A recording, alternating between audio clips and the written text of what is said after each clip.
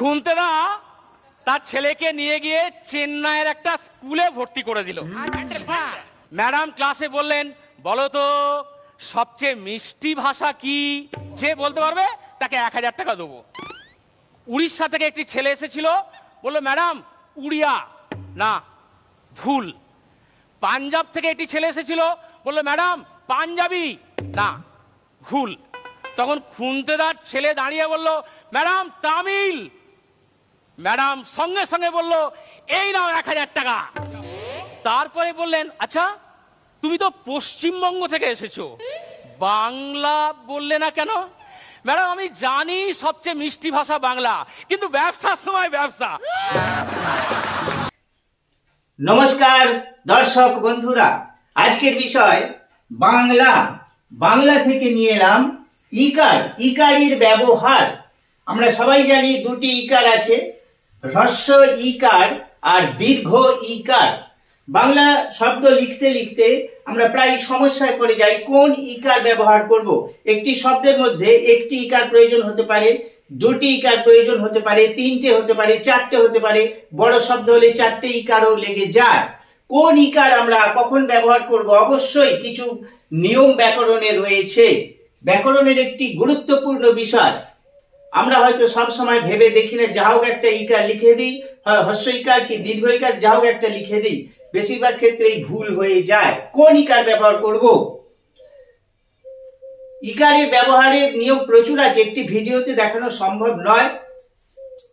যতটা পারছি দেখাচ্ছি, তাতে আমরা অন্তত কিছুটা শিখতে পারবো, সঠিকভাবে লিখতে পারবো। লক্ষ্য রাখুন, একটি ইকার যুক্ত শব্দ।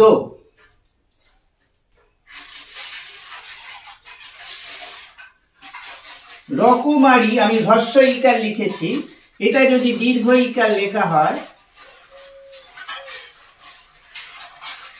তাহলে কোনটা সঠিক হবে? একবার হ্রস্ব ইকার লিখলাম, একবার দীর্ঘ ইকার লিখলাম।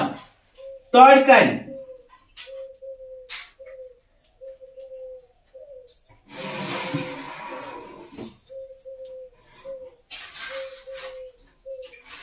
একবার হ্রস্ব ইকার লিখেছি, একবার দীর্ঘ ইকার লিখেছি। পাইকারি,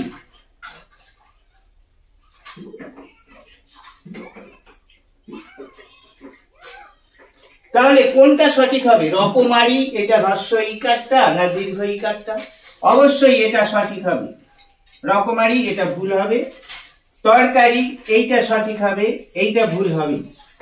পাইকারি এটা সঠিক হবে, হ্রস্ব ইকার হবে। তাহলে হ্রস্ব ইকার কেন হলো? এই শব্দগুলো ব্যক্তিবাচক শব্দ নয়। ব্যক্তিবাচক যদি শব্দ হতো, এই রকম শব্দের ক্ষেত্রে দীর্ঘ ইকার হতো।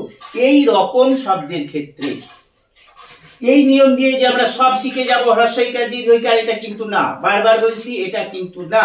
আমরা কিছুটা শিখতে পারবো। এবার আসছি ব্যক্তিবাচক।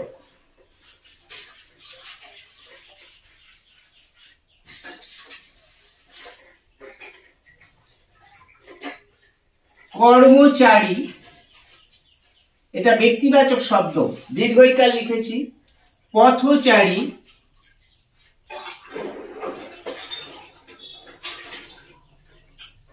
এটা দীর্ঘ ইকার লিখেছি। এগুলো ব্যক্তিবাচক শব্দ। সহকারী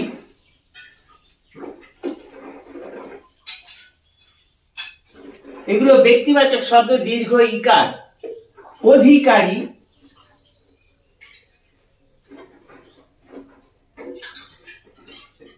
এগুলো ব্যক্তিবাচক শব্দ, তাই অবশ্যই আমরা দীর্ঘ ইকার ব্যবহার করব। তবে ব্যতিক্রম আছে। যদি আমরা লিখি উপকারী,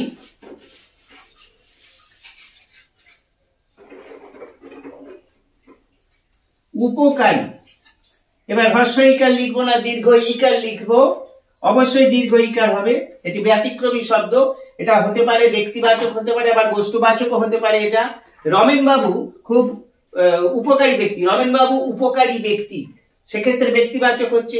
আপেল উপকারী ফল, সেক্ষেত্রে বস্তুবাচক হয়ে যাচ্ছে।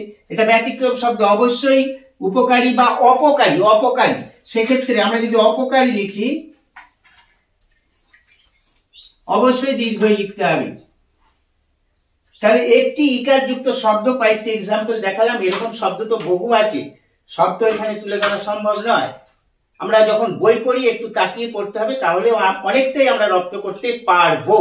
এবার আসছি দুটি ইকার যেখানে প্রয়োজন হচ্ছে, কোন ইকার আমরা লিখব। কতগুলো শব্দ আমি এখানে লিখলাম, দুটি করে ইকার রয়েছে এই শব্দগুলিতে। একটা হ্রস্ব ইকার দেখতে পাচ্ছি, একটি দীর্ঘ ইকার দেখতে পাচ্ছি। পূজারিণী, প্রথমে হ্রস্ব ইকার পরে দীর্ঘ ইকার। বাঘিনী, প্রথমে হ্রস্ব ইকার পরে দীর্ঘ ইকার। নাগিনী, একই হ্রস্ব ইকার দীর্ঘ ইকার। একাকিনী, বিরহিণী, অনাথিনী, চাতকিনী।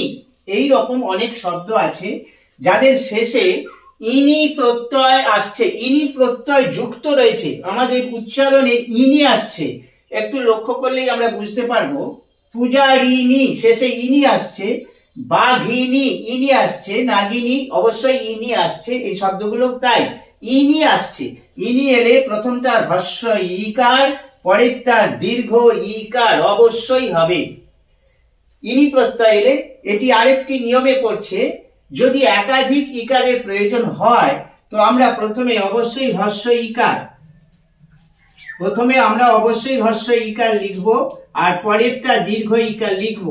যদি একাধিক ইকারের প্রয়োজন হয়, হ্রস্ব ইকার দীর্ঘ ইকার, হ্রস্ব ইকার দীর্ঘ ইকার, এইভাবে পর্যায়ক্রমে চলবে। সেই নিয়মেও এটা পড়ছে। আর ইনি প্রত্যয় এখানে রয়েছে, সেই নিয়মে তো প্রথমটা হ্রস্বই পরেরটা দীর্ঘই।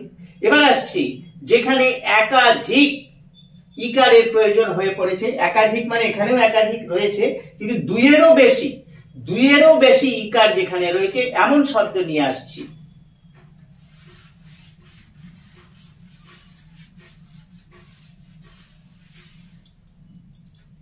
বিভীষণ,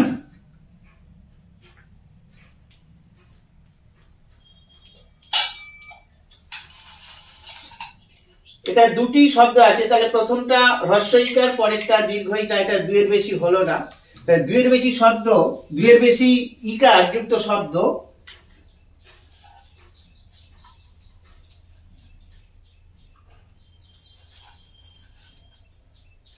এইটা পিপীলিকা, এটাই তো দুটো ইকার রয়েছে, আগে দেখালাম।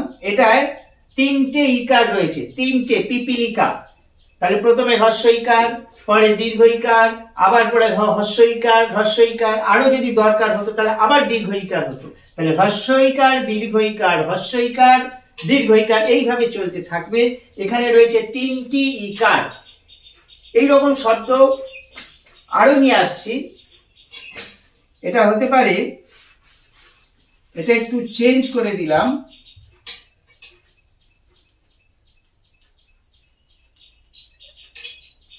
বিভীষিকা, এখানে কিন্তু তিনটে ইকার রয়েছে। বিভীষিকা, তাহলে বিভীষিকা প্রথমে হ্রস্ব ইকার, পরে দীর্ঘ ইকার, আবার পরে হ্রস্ব ইকার, তিনটে ইকার ছিল। এবার নিপীড়িত,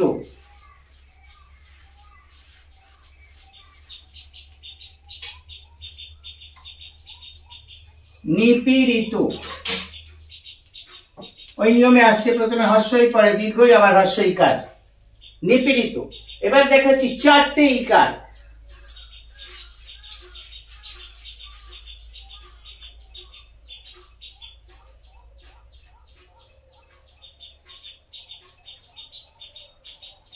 কিরীটিনী, এখানে কিন্তু 1 2 3 4 চারটে ইকার লেগেছে। তাহলে আমরা পর্যায়ক্রমে চলবো। প্রথমটা হ্রস্ব ইকার, পরেরটা দীর্ঘ ইকার, আবার হ্রস্ব ইকার, পরেরটা দীর্ঘ ইকার, চারটে ইকার। এই নিয়মে আমরা সব শিখে যাব এটা কিন্তু নয়, নিয়ম অনেক আছে। আমি কিছুটা মাত্র এখানে তুলে ধরার চেষ্টা করছি। কোন শব্দের শেষে যদি জীবী থাকে সেক্ষেত্রে কি হবে? জীবী, শ্রমজীবী।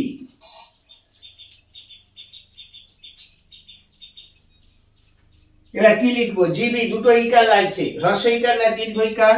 অবশ্যই দীর্ঘ ইকার লাগবে। জীবী থাকলে দুটোই দীর্ঘ ইকার, সেক্ষেত্রে আগের নিয়মটা খাটছে না যে প্রথমটা হর্ষই পরেরটা দীর্ঘই, প্রথমটা হর্ষই পরেরটা দীর্ঘই, লাগছে না।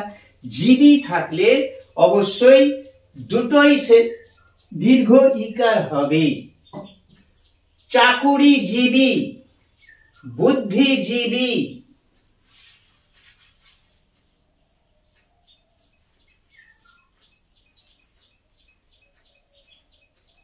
বুদ্ধিজীবী, জীবী আছে দুটো, শেষের দুটো অবশ্যই দীর্ঘ ইকার হবে।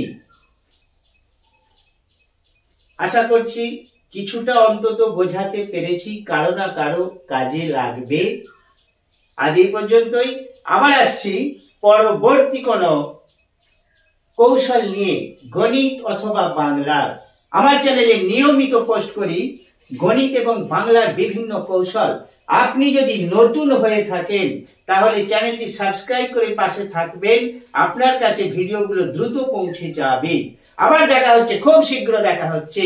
ভিডিওটি দেখার জন্য অসংখ্য ধন্যবাদ জানাই।